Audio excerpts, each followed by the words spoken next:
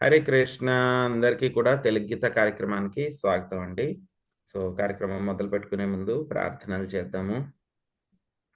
ఓం అజ్ఞానాతిమిరాంధస్య జ్ఞానాంజనశలాకయా చక్షురున్మిళితం యేన తస్మై శ్రీ గురవే నమః. నమో ఓం విష్ణుపాదాయ కృష్ణప్రష్టాయ భూతలే శ్రీమతే భక్తివేదాంత స్వామినితి నామినే. నమస్తే సరస్వతే దేవే గౌరవాణి ప్రచారిణే నిర్విశేష శూన్యవాది పాశ్చాత్య దేశతారిణే. జయ శ్రీ కృష్ణ చైతన్య ప్రభు నిత్యానంద శ్రీ అద్వైత గదాధర శ్రీవాసాది గౌరభక్త వృంద. హరే కృష్ణ కృష్ణ కృష్ణ హరే హరే హరే రామ రామ రామ హరే హరే.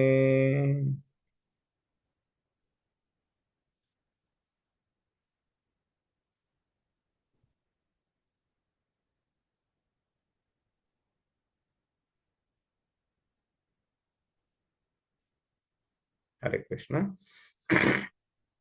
సో ఈరోజు మనము భగవద్గీతలో 2వ అధ్యాయము, మొత్తం గీతా సారాంశం అనేటువంటి యొక్క అధ్యాయంలో మనము 40వ శ్లోకం ఈరోజు నేర్చుకోవడానికి ప్రయత్నిద్దాము. సో ఈ శ్లోకం ఏం చేస్తుంది మనకి అని అంటే కనుక ఇన్స్పిరేషన్ ఇస్తుంది అనమాట, ప్రేరణ కలిగిస్తుంది ఈ యొక్క శ్లోకం. సో ఆ తర్వాత ఇంకేమిటి, సరైన విధంగా తీసుకోవాలి ఈ యొక్క శ్లోకాన్ని. సో సరైన విధంగా కనుక ఈ యొక్క శ్లోకాన్ని తీసుకుంటే కనుక మనకి ప్రేరణ కలిగిస్తుంది. ఇంకా ఇంకా మనకి బాగా ఈ యొక్క భక్తియుత సేవ ఇంకా ఎక్కువ చేయడానికి ప్రేరణ కలిగిస్తుంది. అదే మనము తప్పుగా తీసుకుంటే కనుక, సరైన విధంగా తీసుకోకపోతే కనుక ఏం చేస్తుంది, మనల్ని బద్ధకస్తుల్ని కూడా చేసేస్తుంది. కాబట్టి సో ఈ శ్లోకం ఏంటి అని చెప్పి మనం చూద్దాము. సో అందరూ కూడా శ్రద్ధగా వినండి. ఆ తర్వాత మనము చివరిలో కుదిరినంత వరకు 7:30 లోపల ఎంతైతే అంత క్వశ్చన్స్ అవి కూడా మనం తీసుకుందాము. సో యొక్క శ్లోకము చాలా అద్భుతమైన శ్లోకం అన్నమాట. సో అందరికీ ప్రేరణ కలిగిస్తుంది. ఎవరికైనా సరే ఏం చేస్తుంది, నేహాభిక్రమనాశోస్తి ప్రత్యవాయో న విద్యతే స్వల్పమప్యస్య ధర్మస్య త్రాయతే మహతో భయాత్. నేహాభిక్రమ నాశోస్తి.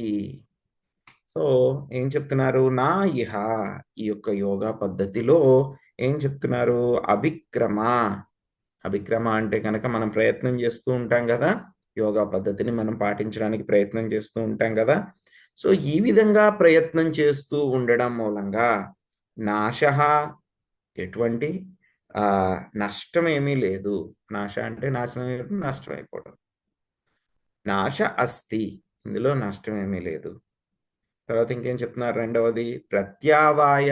ప్రత్యావాయ అంటే ఏమిటి, సో డిమినిషన్ అంటే కనుక దాని యొక్క విలువ తగ్గిపోవడం అన్నమాట. ఇప్పుడు కొన్ని రకాల వస్తువులు ఉంటాయి మనకి. సపోజ్ మనకి మొబైల్ ఫోన్స్ ఉంటాయి, తర్వాత ఎలక్ట్రానిక్ వస్తువులు ఉంటాయి.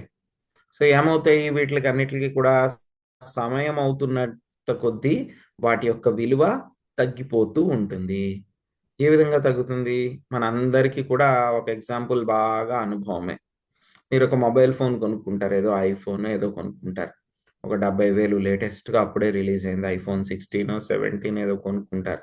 ఒక 70,000 80,000 పెట్టి కొనుక్కుంటారు. కొనుక్కున్న తర్వాత ఏమవుతుంది, ఇది మీరు కొన్న వెంటనే దాని విలువ ఒక 10% పడిపోతుంది. మీరు ఈరోజు కొన్నారు, రేపు వెళ్ళి అదే షాపు వాడికో లేకపోతే బయట ఎవరికైనా సరే వెళ్ళి మీరు అమ్మడానికి చెప్పండి, నా దగ్గర ఐఫోన్ 17 నిన్నే కొన్నాను, లేకపోతే వారం రోజుల కింద కొన్నాను, ఇప్పుడు అమ్ముదాం అనుకుంటున్నానంటే, మీరు 70,000కి ఇంతకు ముందు కొన్నారంటే ఇప్పుడు దాని విలువ ఎంత ఉండిపోతుంది, వెంటనే ఒక 60,000 65,000 చెప్తారు వాళ్ళు వెంటనే. అంటే ఏమిటి, దాని యొక్క విలువ పడిపోయింది వెంటనే. ఆ తర్వాత మీరు ఒక ఏడాది తర్వాత దాన్ని అమ్మడానికి ప్రయత్నించండి. 70,000 కొన్నదాన్ని 70,000కి అమ్మడం కుదురుతుందా? కుదరదు. సో ఎలా లేదన్నా సరే ఎంతో కొంత తగ్గించేస్తారు. ఒక ఏడాది తర్వాత ఏం చేస్తారు దాన్ని?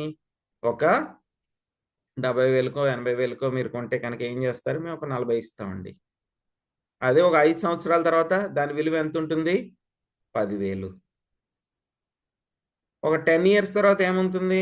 ఎవరికైనా సరే మీరు అమ్ముదాము అన్నా సరే ఎవరైనా మిమ్మల్ని మీ దగ్గర కొనుక్కుంటారా? ఐఫోన్ 17 ఇప్పుడంతా ఐఫోన్ 40 వచ్చింది. 17లో ఆ ఫీచర్ లేదు, ఈ ఫీచర్ లేదు. ఎవరు కొనుక్కుంటారు? మాకొద్దండి.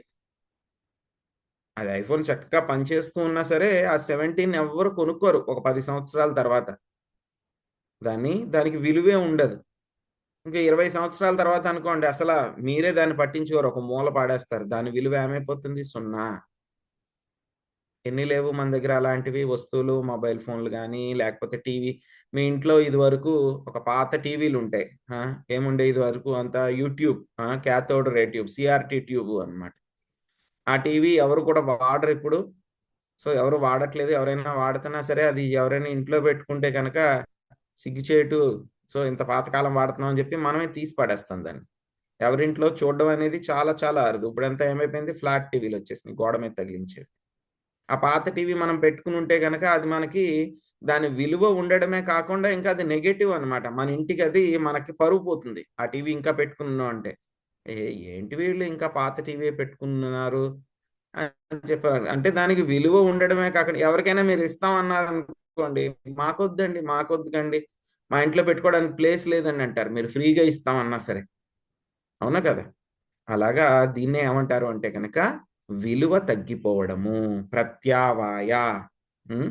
దీన్ని విలువ తక్కువైపోవడము. ప్రత్యావాయ అంటే గనక దాని యొక్క విలువ తగ్గిపోవడం అన్నమాట. ఎలాగా కొంచెం కొంచెం సమయం అయ్యే కొద్దీ దాని యొక్క విలువ తగ్గిపోతూ ఉంటుంది. కొన్నాళ్ళకి ఏమవుతుంది దాని విలువ 0 అయిపోతుంది. ఆ తర్వాత ఏమైపోతుంది నెగెటివ్ కూడా అయిపోతుంది. సో, చెప్పుకున్నాం గదా! ఇప్పుడే ఆ యొక్క ఎగ్జాంపుల్ ఆ TV example. CRT tube TV. ఎవరైనా మీ ఇంట్లో పెట్టుకుంటారు అంటే గనక అది ప్లేస్ వద్దండి మా ఇంట్లో ప్లేస్ లేదండి అది పెట్టడానికి. తీసి అవతల పడేస్తారు.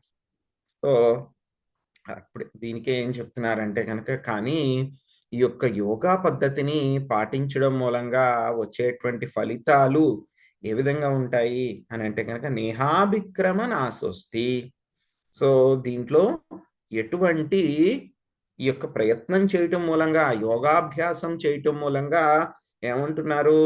నాశః ఎటువంటి నష్టము లేదు. ఆ తర్వాత ఏమిటి? ప్రత్యావాయ దాని యొక్క విలువ అనేటువంటిది పడిపోవడం అనేటువంటిది జరగనే జరగదు. తర్వాత మళ్ళీ ఇంకేం చెప్తున్నారు? స్వల్పం. స్వల్పం అంటే గనక మనందరికి తెలుసు. కొంచెం. హ్మ్. స్వల్పం, స్వల్పం అపి యస్య కొంచెమైనా సరే మనం ఈ యొక్క యోగాభ్యాసంలో ముందుకు వెళ్ళితే, కొంచెమైనా సరే మనం ఈ యొక్క యోగాభ్యాసాన్ని పాటించడానికి ప్రయత్నిస్తే, ఏమని చెప్తున్నారు? స్వల్పమప్యస్య ధర్మస్య. సో, ఈ యొక్క యోగాభ్యాసాన్ని చేస్తే గనక ఏమంటున్నారు? త్రాయతే. త్రాయతే చాలా సార్లొస్తుంది. త్రాయతే అంటే గనక రక్షించబడడము, విడుదల చేయబడడము. హ్మ్. స్వల్పమప్యస్య ధర్మస్య త్రాయతే. దేని నుంచి మనల్ని రక్షిస్తుందంట ఈ యొక్క యోగాభ్యాసం చేయడం మూలంగా? మహతో భయాత్. భయ అంటే గనక ఏమిటి? ప్రమాదము. మామూలు చిన్న చిన్న ప్రమాదాలు కాదు. మహతో భయాత్ ఎంతో గొప్ప భయంకరమైనటువంటి ప్రమాదాల నుంచి మనల్ని రక్షిస్తుంది. ఏం రక్షిస్తుంది? యొక్క ధర్మము, ఈ యొక్క యోగాభ్యాసాన్ని మనం పాటించడము. సో, ఏం చెప్తున్నారు శ్రీకృష్ణ భగవానుడు? ఈ యొక్క ప్రయత్నంలో అంటే యొక్క భక్తి యోగాన్ని, ఈ యొక్క యోగాభ్యాసాన్ని మనము ఏమిటి?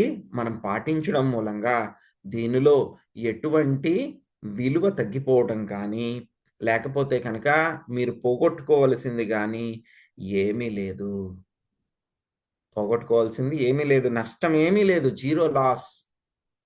అంతే కాకుండా ఇంకేం చెప్తున్నారు? ఈ యొక్క యోగా పద్ధతిలో మనం ముందుకు వెళ్తూ ఉంటే గనక, ఆ దారిలో ముందుకు వెళ్తూ ఉంటే గనక ఏం చేస్తుందంట? అది మనల్ని ఎంతో గొప్ప గొప్ప భయంకరమైనటువంటి ప్రమాదాల నుంచి మనల్ని రక్షిస్తుంది అని చెప్పి చెప్తున్నారనమాట. సో ఇది శ్లోకం ఎంతో అద్భుతమైనటువంటి శ్లోకం అన్నమాట. సో చెప్పుకున్నాం మనకి ఏ విధంగా నష్టం అనేటువంటిది వస్తుంది, ఆ తర్వాత విలువ తగ్గిపోవడం అనేటువంటిది వస్తుంది అని చెప్పుకున్నాం. సో ఈ యొక్క కృష్ణ చైతన్య మార్గము అంటే కనుక ఏమిటి, మనకి కృష్ణుడి కోసము మనము కృష్ణ సంబంధ కార్యక్రమాలన్నీ కూడా చేయటము. సో దీనిలో ఏముంటుందండి, మనం ఏమైనా ఆశిస్తామా కృష్ణుడి దగ్గర నుంచి భక్తి చేసేటప్పుడు? ఈ శుద్ధ భక్తిలో అయితే కనుక ఎటువంటి అపేక్ష ఏది కూడా ఉండదు.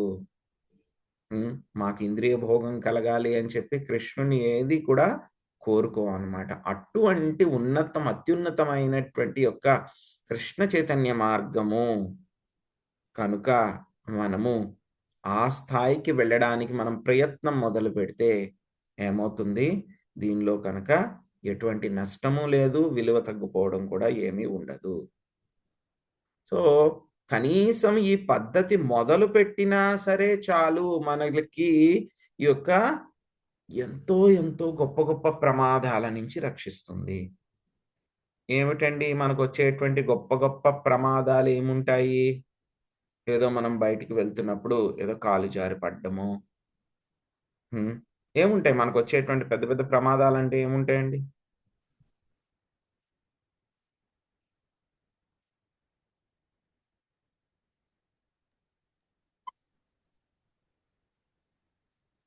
ఏముంటాయి మనకు వచ్చే ప్రమాదాలు? ఏం జరగచ్చు ప్రమాదాలు అంటే? ఆరోగ్య సమస్యలు ఉంటాయి ప్రభుజీ.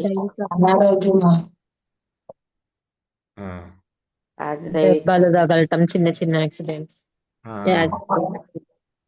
సో రోడ్డు ప్రమాదాలు జరగవచ్చు, లేకపోతే ఏదైనా మనం నడుస్తున్నప్పుడు ప్రమాదం జరగవచ్చు, ఆరోగ్య సమస్యలు రావచ్చు, లేకపోతే ఆర్థిక సమస్యలు రావచ్చు, ఎవరితో అయినా సరే గొడవలు రావచ్చు, మనకి ఎవరైనా వచ్చి మనల్ని హింసించవచ్చు, కొట్టవచ్చు, మానసికంగా మనల్ని బాధ పెట్టవచ్చు.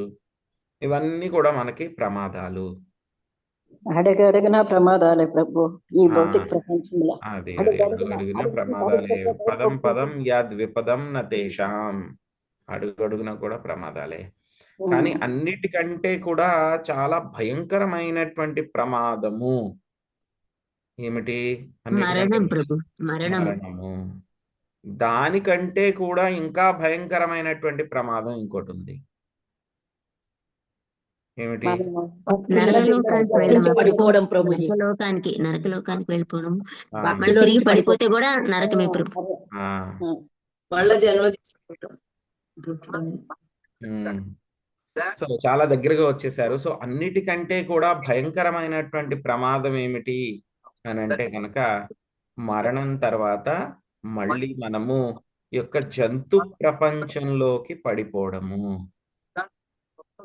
84 లక్షల రకాల జీవరాశులు అన్నిటిలోనూ ఆ సైకిల్ ఉంటుంది కదా, జనన మరణ మృత్యు చక్రంలో పడిపోవడము. ఇది ఎంతో భయంకరమైన ప్రమాదము. ఎందుకు భయంకరమైనటువంటి ప్రమాదము? ఆల్రెడీ ప్రమాదంలోనే ఉన్నాం కదా, మనం ఎప్పటి నుంచో తిరుగుతూనే ఉన్నాం కదా మనము అని అంటే, మనకి యొక్క మానవ జన్మలో ఇది చాలా సువర్ణ అవకాశం అన్నమాట. మానవ జన్మలో ఒక అద్భుతమైనటువంటి అవకాశం. ఏమిటి అవకాశము? యొక్క జనన మరణ చక్రం నుంచి మనల్ని బయటపడేసేటువంటి ఒక అవకాశం ఉంది యొక్క జనన మరణ చక్రం నుంచి. అంతటి అద్భుత అవకాశం దొరికినప్పుడు దానిని కనుక మనం ఉపయోగించుకోకుండా ఇంకా నేను ఇంద్రియ భోగం చేస్తాను, ఇంద్రియ తృప్తి చేస్తాను, లేకపోతే కనుక నేను పుణ్యకార్యాలు చేస్తాను, దాన ధర్మాలు చేస్తాను, చేయడం మూలంగా నేను మళ్ళీ ఎక్కడికి వెళ్తాను? నేను స్వర్గలోకాలకు వెళ్తాను. స్వర్గలోకాలకు వెళ్ళి నేను అవన్నీ కూడా అనుభవిస్తాను, ఇంద్రియ భోగాలు అని చెప్పి. మొత్తం 3 రకాల స్వర్గాలు ఉంటాయి. ఏమిటి? పైన ఉండేటువంటి స్వర్గలోకాలు. ఆ తర్వాత ఇంకొకటి ఏమిటి? భూమండలంలోనే మనకి ఒక జంబూ ద్వీపంలో భరత వర్షాన్ని వదిలిపెట్టి మిగతా 8 వర్షాల్లో ఉండేటువంటి స్వర్గాలు. ఇవి భౌమ స్వర్గం. ఆ తర్వాత మళ్ళీ కింద ఉన్నటువంటి 7 లోకాల్లో కూడా అవన్నీ కూడా స్వర్గాలే. అవన్నీ కూడా ఏమిటవి? కింద ఉండేటువంటి స్వర్గాలు అన్నమాట. సో మొత్తము ఒక్క భారత వర్షాన్ని వదిలిపెట్టి మిగతా అన్ని చోట్ల కూడా ఎంతో అద్భుతమైనటువంటి ఇంద్రియ భోగం చెయ్యడానికి అవకాశాలు అన్ని చోట్ల కూడా ఉన్నాయి. ఎంతో అద్భుతంగా ఉన్నాయి. ఎంతో అద్భుతమైనటువంటి అవకాశాలు ఉన్నాయి. సో కానీ ఏమిటంటే కనుక అక్కడ ఏం చేయడానికి మాత్రమే ఉంటుంది? ఇంద్రియ భోగం మాత్రమే చేయడానికి అవకాశం ఉంటుంది. అక్కడ భక్తి చేయడానికి అవకాశం ఉండదు. అందుకే దేవతలు కూడా వాళ్ళు అనుకుంటారనమాట, రిగ్రెట్ అవుతూ ఉంటారు. రిగ్రెట్ అనుకోవడం అంటే కనుక ఏమిటి? ఏదో తేడా జరిగింది, ఏదో తప్పు చేశాము, అయ్యో అలా చేయకుండా ఉండాల్సింది అని చెప్పి మనకు అనిపిస్తుంది కదా, ఒక భావన. ఏదో ఒక పని చేసేసాం మనం. సో చేసినప్పుడు మనకి బాగానే ఉంది, కానీ ఆ తర్వాత అయ్యో ఆ విధంగా చేయకుండా ఉంటే బాగుండును అని చెప్పి మనకే మనసులో ఒకటి బాధగా అనిపిస్తూ ఉంటుంది. రిగ్రెట్ అంటారు దాన్ని. సో దేవతలు కూడా ఆ విధంగా వాళ్ళు బాధపడుతూ ఉన్నారంట. అదేంటండి? దేవతలు బాధపడుతూ ఉండడం ఏంటి? వాళ్ళు స్వర్గంలో ఇంచక్క ఇంద్రియ భోగాలన్నీ అనుభవిస్తూ ఉన్నారు కదా. నందనకానన గార్డెన్స్ లో తిరుగుతూ ఉన్నారు, ఇంద్రియ భోగాలు చేస్తూ ఉన్నారు, అమృతం తాగుతూ ఉన్నారు.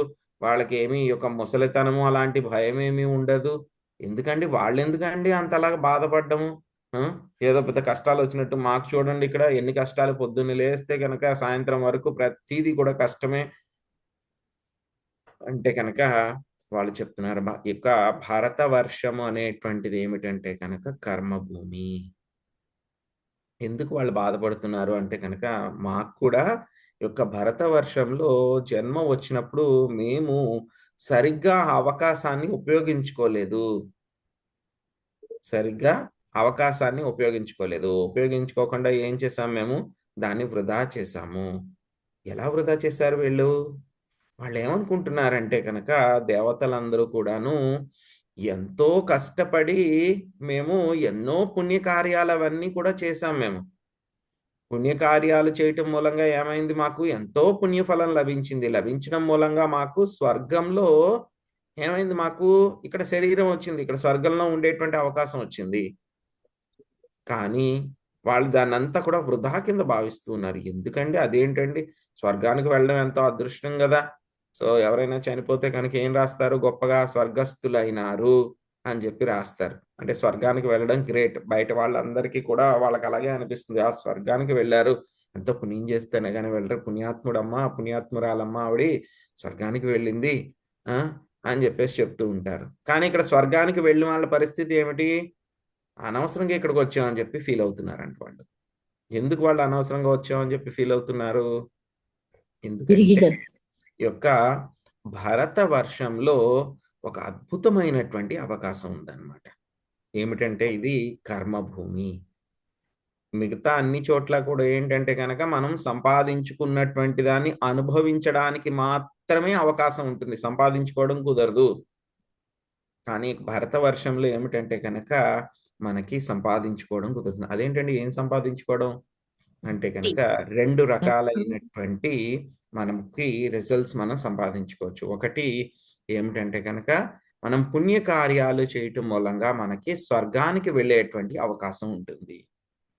పాపకార్యాలు చేస్తే కనుక ఎలాగో నరకానికి, కింద లోకాలకి అవన్నీ కూడా వెళ్తాము, మళ్ళీ జంతు ప్రపంచంలోకి పడిపోతాము. ఈ 2 కూడా పాప పుణ్యాలు చేయటం. కానీ అన్నిటికంటే కూడా ఈ రెండిట్లకి కూడా ఇవన్నీ కూడా చేశారు వీళ్ళు దేవతలందరూ కూడా. కానీ వాళ్ళు ఈ రెండిట్ల కోసం ఎక్కువ బాధపడట్లేదు వాళ్ళు. ఏమిటి? 3వ పద్ధతిని మేము పాటించకుండా వదిలిపెట్టేశామే అని చెప్పి వాళ్ళు బాధపడుతూ ఉన్నారు. ఏంటి ఆ 3వ పద్ధతి? ఆ యొక్క శ్రీకృష్ణ భగవానుడికి, నారాయణుడికి, గోవిందుడికి మేము భక్తి చేయలేదు. భక్తి చేయలేదు కాబట్టి ఏమైంది? మాకు మరణ సమయంలో అంతే నారాయణ స్మృతి. ఆ యొక్క నారాయణ్ని మేము చనిపోయేటువంటి సమయంలో ఆయన్ని తలచుకునేటువంటి అవకాశం మాకు రాలేదు. రాకపోవడం మూలంగా ఏమైపోయింది? మళ్ళీ మేము యొక్క స్వర్గానికి వచ్చి ఇక్కడికి చిక్కుకుపోయాము. చిక్కుకుపోవడం ఏంటి? స్వర్గంలో చిక్కుకుపోవడం ఏంటి? ఎందుకంటే కనుక స్వర్గలోకంలోకి వెళ్ళిన తర్వాత అక్కడ వాళ్ళకి ఆయుర్దాయము చాలా ఎక్కువ ఉంటుంది. చాలా చాలా ఎక్కువ. ఎందుకంటే కనుక మన 6 నెలలు వాళ్ళకి ఒక హాఫ్ డే, మన 1 సంవత్సరము వాళ్ళకి 1 రోజు. ఆ విధంగా వాళ్ళ ఆయుర్దాయం ఎంత ఉంటుంది? చాలా చాలా 360 రెట్లు వాళ్ళకి ఎక్కువ ఉంటుంది మనకంటే కూడా. చాలా ఎక్కువ అన్నమాట. కొన్ని కొన్ని రకాలైనటువంటి ఆ యొక్క స్వర్గాల్లో ఈ విధంగా ఉంటుంది. ఇంకా కొన్ని స్వర్గాల్లో ఇంకా ఎక్కువ ఉంటుందన్నమాట. టైమింగ్స్ కూడా మళ్ళీ డిఫరెంట్‌గా ఉంటాయి. సో, అక్కడ ఏం చెప్తున్నారంటే గనక మాకిక్కడికి వచ్చేసాం మేము. అంతా బాగానే ఉంది. ఇంద్రియ భోగం చేస్తున్నాం. కానీ మేమిక్కడ భక్తి చేద్దాము అనంటే గనక మాకు కుదరట్లేదిక్కడ. భక్తి చేద్దాము అనంటే గనక మాకిక్కడ కుదరట్లేదు. అదేంటండి స్వర్గంలో భక్తి చేయడం కుదరట్లేదు. ఎలా కుదురుతుంది? అంత ఇంద్రియ భోగాలున్నాయక్కడ. అందరూ ఇంద్రియ భోగం చేసేటువంటి వాళ్ళే. ఎలా అంటే గనక మనం చదువుకునేటప్పుడు చూస్తాం. ఏదైనా ఒక కాలేజీలోకి వెళ్లారనుకోండి. అక్కడ అందరూ కూడాను మిగతా మీకు స్నేహితులు, చదువుకునే క్లాస్‌మేట్స్ అందరూ కూడా ఇంద్రియ భోగం చేసేవాళ్ళే ఉన్నారు. సినిమాలకెళ్ళేవాళ్ళు, తర్వాత మత్తు పదార్థాలు తీసుకునేవాళ్ళు, ఆ! ఆ తర్వాత మళ్ళీ అక్కడికి, ఇక్కడికి వెళ్ళేవాళ్ళు, అమ్మాయిలతో తిరిగేవాళ్ళు. ఇలాంటి అన్ని పనులు చేయకూడని పనులన్నీ చేసేవాళ్ళందరూ కూడా ఉన్నారు. అటువంటి కాలేజీలో మిమ్మల్ని జాయిన్ చేశారు. సో, నేను శ్రద్ధగా కూర్చొని చదువుకుంటాను అంటే గనక కుదురుతుందా మీకక్కడ? కుదరని కుదురుతుందా? కుదరదు. సో, మిమ్మల్ని చదువుకొనిస్తారా? మీరెంతో మోటివేషన్ ఉంది మీకు చదువుకోవాలి, అది చేయాలి, ఇది చేయాలి అని చెప్పేసి. చుట్టుపక్కల అందరిని కూడా చూస్తూ ఉంటారు. ఇటేపు మీ పక్క క్లాస్‌మేట్, రూమ్‌మేట్‌ని చూస్తే గనక వాడేమో ఏదో చేస్తూ ఉంటాడు. ఈ టైపు చూస్తే వీడేదో చేస్తున్నాడు. అందరూ అవే చేస్తున్నారు. మీకెలా ఉంటుంది? మీకు మోటివేషన్ ఉంటుందా? చచ్చిపోతుంది. చదువుకోవాలనే మోటివేషన్ కూడా మీకు చచ్చిపోతున్నాయి. తర్వాత ఎవరో ఒకళ్ళొచ్చి అడుగుతారు మిమ్మల్ని. "ఏయ్! రారా ఎంతసేపు పుస్తకాలు చదువుతావు రా, ఎంజాయ్ చేద్దాం" అని చెప్పి అంటారు. ఒకరోజు వద్దంటారు, రెండో రోజు వద్దంటారు, పదో రోజు వద్దంటారు. నెల రోజుల తర్వాత వాడికన్నా ముందే మీరుండి, "ఏ ఇంకా రాలేదేంటి నువ్వు" అని అడుగుతారు వాడిని. అలా తయారవుతారు. సో, స్వర్గంలో ఉండేటువంటి వాళ్ళ పరిస్థితి కూడా అదే. అందరూ అక్కడ ఇంద్రియ భోగం చేస్తూనే ఉంటారక్కడ. కాబట్టి నేనొక్కడినే కూర్చొని ఇక్కడ భక్తి చేస్తాను, జపం చేస్తాను, భజన చేస్తాను అనంటే గనక చేసుకొనిస్తారా? చేసుకోవడానికి మోటివేషన్ ఉంటుందా అక్కడ? ఉండదు వాళ్ళకి. అందుకని అప్పుడేమనుకుంటాడు ఈ చదువుకునేటువంటి పిల్లవాడు, అనవసరంగా ఈ కాలేజీలోకొచ్చాను. అందరూ ఇక్కడ శుద్ధమొద్దులే ఉన్నారు. అందరూ ఇలాంటి వాళ్ళే ఉన్నారు. వీళ్ళ మధ్యలో నేను చదువుకోలేకపోతున్నాను అని చెప్పి బాధపడతారు కదా పిల్లవాడు. అలాగే దేవతలు కూడా కొంతమంది బాధపడుతున్నారు. అయ్యో! ఇక్కడికొచ్చాము. ఇక్కడ ఇంద్రియ భోగం తప్పితే కనుక ఏదీ లేదు. భక్తి చేద్దామంటే గనక కుదరట్లేదిక్కడ. ఏదో కొంచెం కొంచెం చేస్తున్నారు గానీ, బట్ శుద్ధ భక్తి చేయడానికి ఇక్కడ కుదరట్లేదు. అని చెప్పి దేవతలందరూ కూడా వాళ్ళేమనుకుంటున్నారంటే, అయ్యో! అయ్యో! మాకు అద్భుతమైన అవకాశం వచ్చింది. భరతవర్షంలో, భరత భూమిలో జన్మ తీసుకొని ఉన్నప్పుడు, ఎంతో భక్తి చేసేటువంటి అద్భుత అవకాశాన్ని నేను వదిలిపెట్టి, ఒక పుణ్య కార్యక్రమాలు చేసి స్వర్గానికొచ్చి ఇక్కడికి నేను ఇరుక్కుపోయాను నేను. అని చెప్పి దేవతలందరూ కూడా వాళ్ళు బాధపడుతూ ఉన్నారనమాట. అందుకే శాస్త్రాల్లో ఏం చెప్తాయి, భక్తులందరూ కూడా ఏం చెప్తారు, సో ఏ ప్రదేశాల్లో అయితే కనుక కృష్ణుడి గురించి నామాన్ని కీర్తించడం ఉండదో, ఏ ప్రదేశాల్లో అయితే కృష్ణుడి గురించి చెప్పుకోవడం ఉండదో, ఏ ప్రదేశాల్లో అయితే కనుక కృష్ణ భక్తి చేయడానికి అనుకూలం ఉండదో, ఏ ప్రదేశాల్లో అయితే కనుక కృష్ణ భక్తులు ఉండరో, కృష్ణ కథ ఉండదో, కృష్ణ సేవ ఉండదో, అటువంటి ప్రదేశాలకి మేము వెళ్ళడానికి ఇష్టపడము. భక్తులందరూ అదే చెప్తారనమాట. ధియామానం నా గృణంతి వినా మత్సేవనాంజన. ఏం చెప్తారు వాళ్ళందరూ కూడా.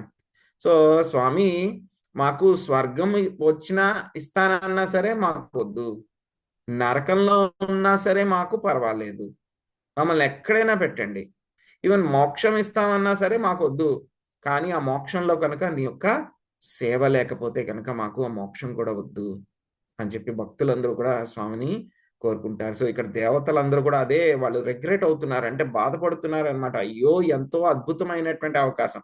మనకు భరతవర్షంలో ఏంటంటే కనుక ఎలా ఉంటుంది, అన్నీ కూడా సమానంగా ఉంటాయి, కష్టాలు ఉంటాయి సమానంగా, అదే విధంగా మనకి భక్తి చేయడానికి అనుకూలమైనటువంటి వాతావరణం కూడా ఇక్కడ ఉంటుంది, మోటివేషన్ కూడా ఉంటుంది, రెండు కూడా ఉంటాయి. ఎంతో అద్భుతమైనటువంటి అవకాశం ఇక్కడ ఉందన్నమాట.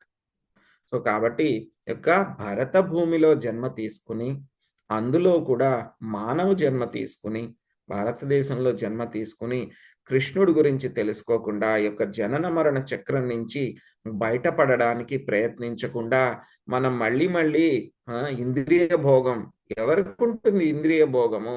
చెప్తారు. వృషభదేవ్ ఆయన యొక్క 100 మంది కుమారులకు కూడా చెప్తారనమాట. ఏం చెప్తారు ఆయన? యొక్క ఇంద్రియ భోగం అనేటువంటిది ప్రతి ఒక్క జీవికి కూడా ఉంది. ఒక కుక్కకి కూడా ఉంది, శునకానికి కూడా ఉంది, పందికి, అన్నిటికీ కూడా ఉంది ఇంద్రియ భోగం.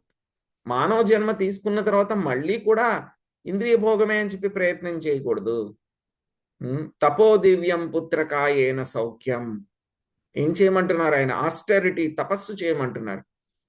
దివ్యమైనటువంటి తపస్సు చేయమంటున్నారు. ఏం చేస్తే, ఆ తపస్సు చేస్తే కనుక ఏమొస్తుంది? అనంతం బ్రహ్మ సౌఖ్యం అనంతం.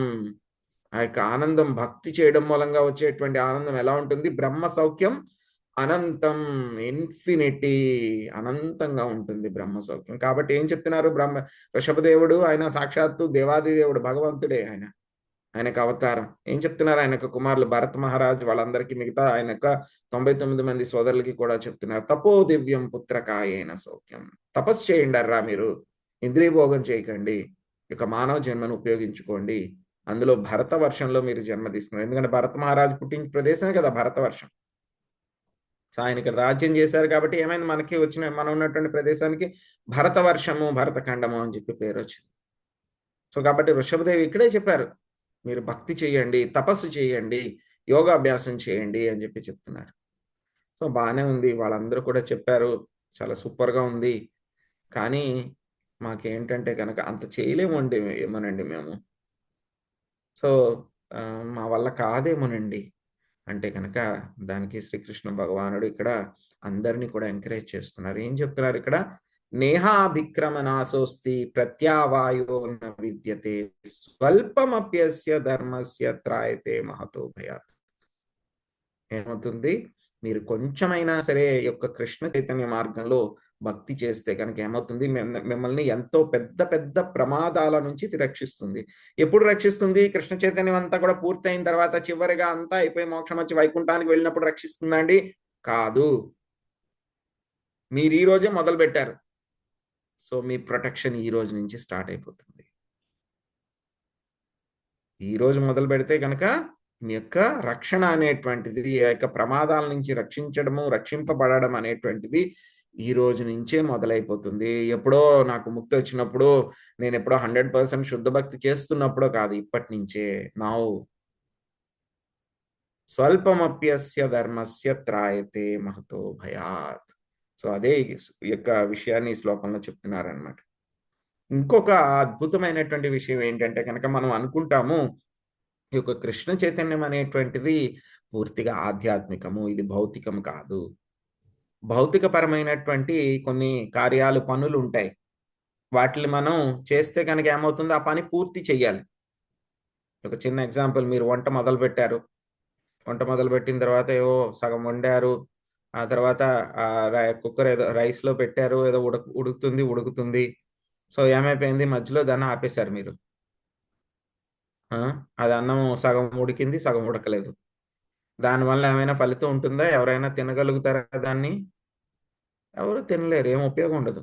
ఆ పని పూర్తవ్వాలి, ఉడకడం పూర్తిగా పూర్తవ్వాలి, అప్పుడే దాని ఫలితం ఉంటుంది. మీరు 10th క్లాస్ చదువుతున్నారు, సగం చదివారు, ఒక 6 నెలల్లో 8 నెలల్లో వెళ్ళారు స్కూల్కి, ఆ తర్వాత ఫైనల్ ఎగ్జామ్ రాయలేదు, చివరి ఒక నెల రోజులు మానేశారు. సో మీకు 10th క్లాస్ సర్టిఫికేట్ ఇమ్మంటే ఇస్తారా? ఇవ్వరు. పూర్తి చేయాలి ఆ పని.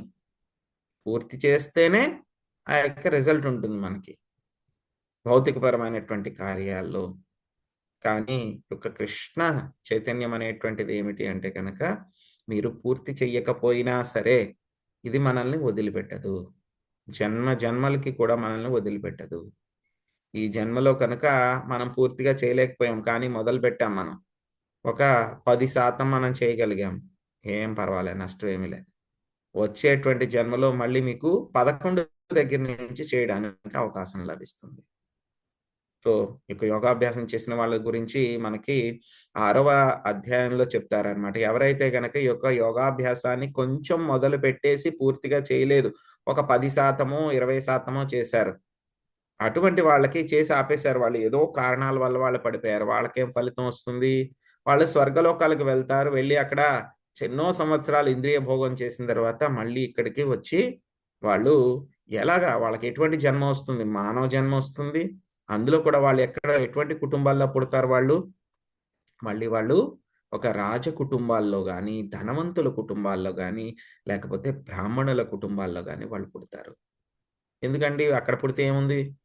అడ్వాంటేజ్ ఉంటే గనక అక్కడ చిన్న చిన్న విషయాల కోసము రోజు కూడా పాకులాడాల్సిన అవసరం లేదు. తిండి, బట్ట వీటిల కోసం, నీడ వీటిల కోసం మనం ఏం పాకులాడాల్సిన అవసరం లేదు. అవన్నీ ఆటోమేటిక్‌గా వచ్చేస్తాయి. సో, కాబట్టి వెంటనే మళ్ళీ ఇంకొక భక్తి, ఇంకొక జన్మలో ఆ 11 దగ్గర నుంచి మీకు చేసుకునేటువంటి అవకాశం లభిస్తుంది.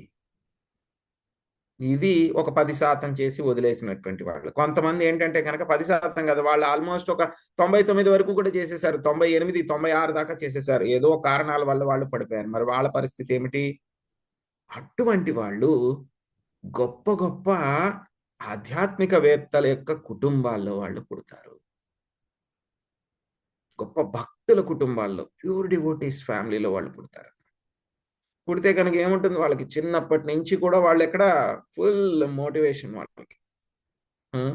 వాళ్ళ నాన్నగారు చూస్తే గనక పొద్దున్నుంచి ఇంకా ఆ భక్తి చేస్తూ ఉంటారు, ఈ భక్తి చేస్తూ ఉంటారు. వాళ్ళ అమ్మగారు చూస్తే గనక ఆ భక్తి చేస్తూ ఉంటారు, ఈ భక్తి చేస్తూ ఉంటారు. సో, వాళ్ళ సోదరులు, ఆ తర్వాత సోదరులు ఎవరైతే ఉన్నారో వాళ్ళందరూ కూడా భక్తి చేస్తుంటారు. వీడేం చేస్తాడు ఆటోమేటిక్‌గా వీడు భక్తి చేయడం మొదలుపెడతాడు. అంతే కాకుండా వాడికి కృష్ణుడి దగ్గర నుంచి లోపల అంతరాత్మ నుంచి ఫుల్ సపోర్ట్ ఉంటుంది. ప్రేరణ కూడా ఉంటుంది వాడికి.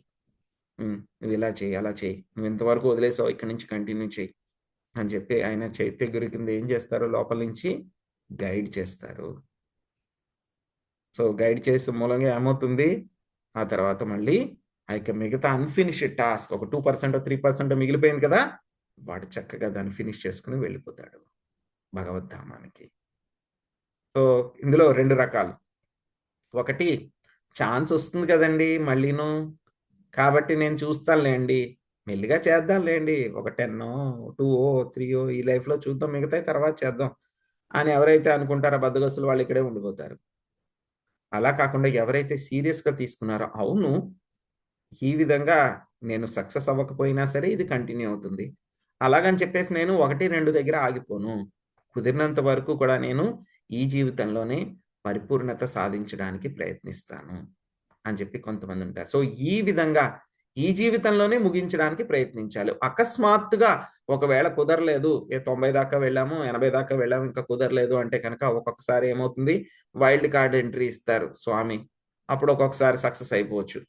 వైల్డ్ కార్డ్ ఎంట్రీ రాకపోయినా సరే నార్మల్ ప్రాసెస్‌లో అయినా సరే ఏముంది మళ్ళీ ఇంకొక చక్కటి భక్తుల యొక్క కుటుంబాల్లో కూడా జన్మ తీసుకోవచ్చు. సో, భక్తి వినోద్ ఠాకూర్ ఆయన అదే ప్రార్థిస్తారనమాట. సో, కృష్ణ శరణాగతి ప్రేయర్స్‌లో ఆయన చెప్తారనమాట. కృష్ణ నాకు మళ్ళీ నువ్వు కావాలంటే గనక ఇంకొక జన్మ ఇచ్చినా సరే పర్వాలేదు నాకు. No problem. నీ ఇష్టం. బట్ నాకు ఎక్కడ ఇవ్వాలంటున్నారాయన? ఆయన కోరుకుంటున్నారు. ఏం కోరుకుంటున్నారు? భక్తుల ఇంట్లో నాకు మళ్ళీ జన్మించే అవకాశాన్నివ్వి.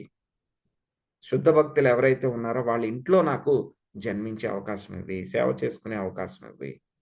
అని చెప్పి అడుగుతున్నారు. ఇంకా దీనంగా ఏమడుగుతారు అంటే కనుక, నన్ను ఒక బల్లి కిందో ఎలాగైనా పుట్టించు. ఏదో ఒక భక్తుడి యొక్క కాలు కింద చనిపోయేటువంటి అవకాశమైనా ఇవ్వి కృష్ణ అని చెప్పి ఆయన ప్రార్థిస్తారనమాట. శరణాగతి ప్రేయర్స్‌లో అంత అద్భుతంగా ఉంటాయన్నమాట. సో, ఇక భక్తి చేస్తున్నాము అంటే గనక మనం సీరియస్‌గా, సిన్సియర్‌గా ఈ జన్మలోనే మనం ఫినిష్ చేయడానికి ప్రయత్నించాలి. హ్మ్. ఈ అవకాశం ఉంది కదా! తర్వాత కూడా చేసుకోవచ్చు కదా! అంటే గనక ఎందుకు వదిలిపెట్టాలి వచ్చే జన్మ కోసం? మళ్ళీ డేంజర్ ఉంది ఒక్కొక్కసారి. వచ్చే జన్మలో నాకు అవకాశం ఉంది. అవకాశం కల్పిస్తారు స్వామి. అప్పుడు మళ్ళీ నా మైండ్ వేరే రకంగా నన్ను పిచ్చెక్కిస్తే? అవకాశం ఉన్నా సరే ఎంతమంది సద్వినియోగం చేసుకోకుండా దురుపయోగం చేసుకునేటువంటి వాళ్ళు ఎంతమంది ఉంటారు? చాలా మంది ఉంటారు. కాబట్టి వచ్చే జన్మ కోసం మనం అప్పుడు ట్రై చేద్దాంలే అని చెప్పి వదిలిపెట్టకుండా, ఈ జన్మలోనే ఇప్పుడే నాకు అవకాశం ఉంది. సో, ఏదో నాకు ఇప్పుడైనా సరే దొరికింది ఒక అద్భుతమైనటువంటి అవకాశం. గురు కృష్ణ ప్రసాదే పాయ్ భక్తిలత బీజ. సో, గురువు కృష్ణుడి యొక్క దయ వలన నాకు భక్తిలత అనేటువంటి ఒక బీజం దొరికింది. కాబట్టి నేను దీన్నే ఉపయోగించుకొని సో, స్వల్పమప్యస్య ధర్మస్య. సో, నన్నెంతో భయంకరమైనటువంటి ప్రమాదాల నుంచి భక్తి లభిస్తుంది కాబట్టి ఎప్పుడు కూడా మనము గురువు కృష్ణుడి యొక్క పాదాలని వదిలిపెట్టకుండా వాటినే మనం పట్టుకుంటూ రక్షించండి అని చెప్పి భక్తిలో మనం ముందుకు వెళ్ళడానికి ప్రయత్నించాలి. ఇన్సూరెన్స్ ఉంది కదా అని చెప్పేసి మనం కారుని తీసుకెళ్ళి యాక్సిడెంట్ చేసుకుంటామా? ఇన్సూరెన్స్ ఉంది. మొత్తం ఫుల్గా ఇస్తారు వాళ్ళు. అలాగని చెప్పేసి మన కారు తీసుకుని వెళ్ళి ఇష్టం వచ్చినట్లు అన్నిటికీ గుద్దేస్తాం మనం? గుద్దేయం మనం. అలాగే మనకు కూడా ఏంటంటే కనుక యొక్క నిహాభిక్రమ నాశోస్తి అనేది ఇన్సూరెన్స్ అన్నమాట. ఇన్సూరెన్స్ ఉంది కదా అని చెప్పేసి మనము ఇష్టం వచ్చినట్లు ఎలా అయితే కనుక మన కారు కానీ బైక్ కానీ నడపమో, అలాగే ఇన్సూరెన్స్ ఉంది కదా అని చెప్పేసి నేహాభిక్రమ నాశోస్తి ఇన్సూరెన్స్ ఉంది కదా అని చెప్పి మన భక్తిని కూడా ఇష్టం వచ్చినట్లు మనం చేయకూడదు, ఎంతో శ్రద్ధగా చేయాలి. సో మనకి చెప్తారు 9వ అధ్యాయంలో 3వ శ్లోకంలో చెప్తారు, అశ్రద్ధదానాః పురుష ధర్మస్యాస్య పరంతప అప్రాప్య మాం నివర్తంతే మృత్యు సంసారవర్త్మని. అర్జున ఏం చెప్తున్నారు? పరంతప, ఓ పరంతప, అశ్రద్ధ దానాః పురుష, యొక్క భక్తి యోగ మార్గంలో శ్రద్ధ లేనటువంటి వాళ్ళు నన్ను పొందలేరు. శ్రద్ధ లేనటువంటి వాళ్ళు నన్ను పొందలేరు. మళ్ళీ వాళ్ళు ఏమవుతారు? యొక్క జనన మరణ చక్రంలో మళ్ళీ పడిపోతూ ఉంటారు. సో కాబట్టి ఇన్సూరెన్స్ ఉంది కదా అని ఎలా అయితే బండి మనము ఇష్టం వచ్చినట్లు నడపమో, యొక్క నేహాభిక్రమ నాశోస్తి ఉంది కదా అని చెప్పేసి మనం అశ్రద్ధగా ఉండకూడదు. చాలా శ్రద్ధగా మన యొక్క భక్తిని చేసి ఈ జీవితంలోనే మనం పరిపూర్ణత సాధించడానికి ప్రయత్నించాలన్నమాట. సో ఇదండి ఈరోజు నేర్చుకున్నటువంటి శ్లోకము. హరే కృష్ణ. హరే కృష్ణ ప్రభుజీ, చాలా అద్భుతంగా ఉందండి. చాలా చాలా బాగుంది. మళ్ళీ మళ్ళీ వినాలండి దీన్ని. హరే కృష్ణ, దండవత్ ప్రణామాలండి. ధన్యవాదాలు ప్రభుజీ. హరే కృష్ణ ప్రభుజీ, హరే హరే కృష్ణ ప్రభుజీ.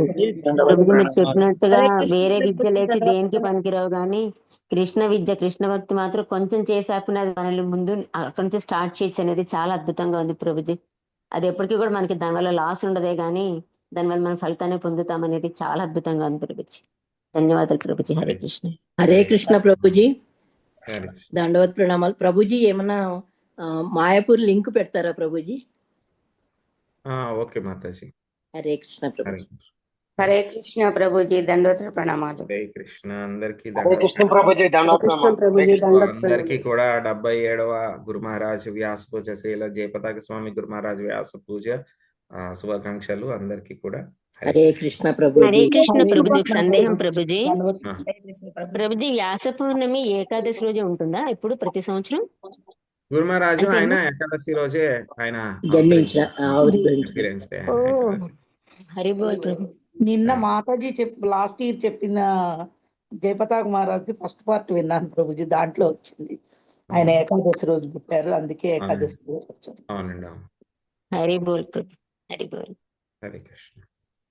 హరే కృష్ణ. వాంఛా శ్రీకృష్ణ సింధుభ్యో నమః.